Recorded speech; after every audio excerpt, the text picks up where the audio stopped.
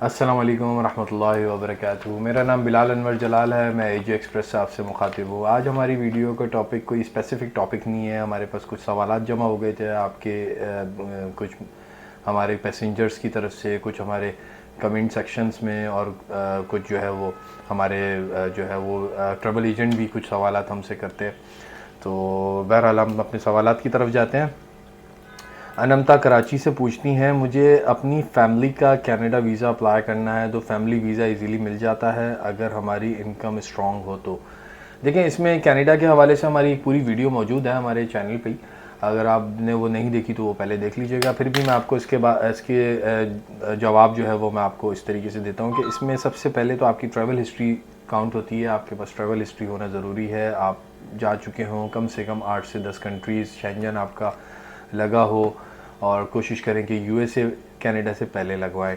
दूसरा, इनकम बिल्कुल उसमें काउंट करती है, लेकिन ट्रैवल हिस्ट्री और इनकम, ये दोनों चीज़ें, प्रोफाइल आपकी कंप्लीट बनती है फिर कनाडा वीज़ा के लिए। कनाडा वीज़ा थोड़ा सा मुश्किल होता है। हम दूसरे क्वेश्चन की तरफ जाते हैं अपने। दुआ पूछती हैं, मैं एक एथलीट हूँ, फुटबॉलर हूँ, तो क्या अपनी फेडरेशन के थ्रू मैं यूएसए वीज़ा अप्लाई कर सकती हूँ? बिल्कुल, आप बिल्कुल इसमें कर सकती हैं, और इसमें कोई आपको ट्रैवल हिस्ट्री या किसी और चीज़ की रिक्वायरमेंट नहीं होती। आपका सिर्फ यहाँ लोकल फेडरेशन का लेटर और आपके जो है वो इंटरनेशनली जो आपका इवेंट हो रहा है वहाँ से एक इनविटेशन आपके पासपोर्ट की डिटेल्स के साथ हमें दरकार होता है या एम्बेसी को दरकार होता है, और वो बहुत इजीली वीज़ा उसमें मिल जाता है। जो इनविटेशन जो इस तरीके के ऑफिशियल वीज़ाज़ होते हैं उसमें ये बहुत ज़्यादा जो है वो चांसेस होते हैं कि आपको वीज़ा उसमें मिल जाए। हम अगले क्वेश्चन की तरफ जाते हैं। अनुषा पूछती हैं हमसे, क्या इजिप्ट का वीज़ा विदाउट पासपोर्ट प्रोसेस हो जाता है? हमें अपेयर होना लाजमी है? ये दो सवाल आते हैं अलग अलग, तो मेरे ख्याल में इन्होंने एक सवाल करके ही लिखा हुआ है, तो ये दो सवाल है, मैं इनके अलग-अलग आपको जवाब देता हूँ। इजिप्ट वीज़ा के लिए जो है वो आपको पासपोर्ट के जो है, अगर आपका कहीं ट्रैवल और है कहीं, मतलब विद इन, क्योंकि इजिप्ट वीज़ा की भी हमने एक वीडियो बनाई है, उस पर भी आप देख लीजिएगा। तो उस वक्त यूजुअल प्रोसेस जो आजकल चल रहा है वो 30 to 35 डेज़ वो लोग ले रहे हैं, इजिप्ट एम्बेसी इस्लामाबाद।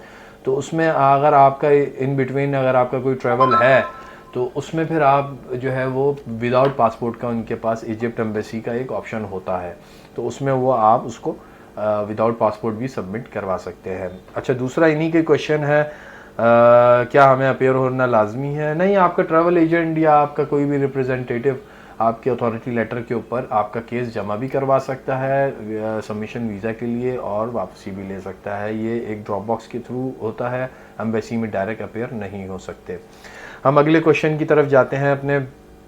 हम्माद साहब पूछते हैं कि मेरी वालदा ऑस्ट्रेलिया जाना चाहती हैं, मेरे भाई से मिलने, तो अप्रूवल के क्या चांसेस हैं? देखें, ये ऑस्ट्रेलिया वीज़ाज़ जो है वो यंगस्टर्स के लिए, सिंगल्स के लिए बहुत मुश्किल होता है। अभी वर्ल्ड कप हुआ तो उसमें कुछ वीज़ास आए भी हैं जो सिंगल्स थे और जो अकेले ट्रैवल कर रहे थे और जो मैरिड नहीं थे, तो उनके वीज़ास भी आए हैं, लेकिन वो एक सर्टेन उसके लिए था, एक स्पेसिफिक आपके इवेंट्स के लिए था, तो उसके लिए उन्होंने कुछ नरमी की भी थी।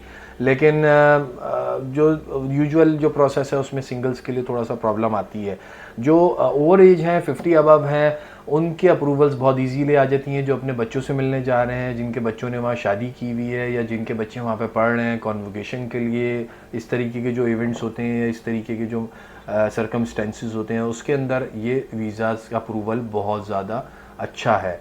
तो आप कोशिश करें कि आप उसको रोकें नहीं, और जो जेन्युइन विज़िटर कहलाता है, जो कि अपने बच्चों से मिलने या अपने कॉन्वोकेशन में बच्चों की खुशी में अगर वहाँ पे शामिल होना चाहते हैं, यही सेम चीज़ कनाडा में भी लागू होती है। कनाडा में भी अगर कोई पेरेंट है, ग्रैंड पेरेंट है, तो उनके लिए उन्होंने नरमी की हुई है, और उसमें अप्रूवल्स का रेशो ज़्यादा है। नेक्स्ट क्वेश्चन की तरफ जाते हैं। जुल्फ़िकार कराची से पूछते हैं, मोस्टली कंट्री के लिए पासपोर्ट की वैलिडिटी कितनी होनी चाहिए वीज़ा अप्लाई करने के लिए? देखें, 6 मंथ्स जो है वो ज़्यादातर कंट्रीज़ मांगती हैं। 6 to 8 मंथ्स का जो वैलिडिटी होती है वो ज़्यादातर जो कंट्रीज़ हैं, अलग अलग कंट्रीज़ की अलग अलग इमिग्रेशन की रिक्वायरमेंट होती है, तो 6 से 8 मंथ्स, 6 मंथ मिनिमम है, और 8 मंथ्स की कुछ कंट्रीज़ का 8 मंथ्स की भी शर्त है। तो इसमें 2-3 चीज़ें हो सकती हैं। अच्छा, आज के लिए हमारे यही क्वेश्चंस हैं। हमारी वीडियो भी काफ़ी लंबी हो गई और हमारी कोशिश होती है कि हम ज़रूरी क्वेश्चंस ही उसमें शामिल करें। और वीज़ा के हवाले से हमारे पास सबसे ज़्यादा क्वेश्चंस आते हैं और हम वीडियोस में भी अपने वीज़ाज़ के हवाले से सबसे ज़्यादा डिटेल्स देते हैं। उसकी वजह यह है कि ये बाकी जो चीज़ें हैं, बाकी जो अरेंजमेंट्स हैं आप ऑनलाइन भी कर सकते हैं, लेकिन वीज़ा जो है वो आपको ऑनलाइन नहीं मिलती डिटेल्स। उसके लिए एक आपको ऑथेंटिक आपका ट्रैवल एजेंट या कंसल्टेंट होना ज़रूरी है जो आपको गाइड करे। तो इसी के साथ हमें इजाज़त दें। हमारे साथ बने रहिएगा, हमारा चैनल सब्सक्राइब करिएगा। जज़ाकल्लाहु खैरन।